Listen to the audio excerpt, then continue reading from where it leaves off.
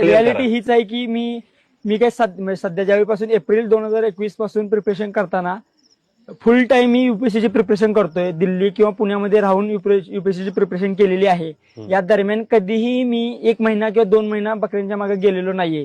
जे सोशल मीडियावर व्हायरल होत आहेत असे टीव्ही न्यूजवाल्यांनी काय केलंय की टीआरपी साठी मी जे काही चांगलं बोललोय ते बाजूला ठेवलंय. म्हणजे टीआरपी वाढवायला कंटेंट पाहिजे ते खूप फेमस करून सोडलाय.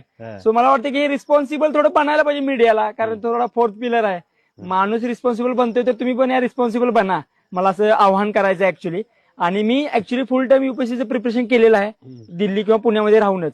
आणि मी सध्या ऍक्च्युली वडिलांची थोडी तब्येत खराब झाली होती, डायलिसिस करायचं ठरलं, डायलिसिस करायचा घरात निर्णय चालू होता.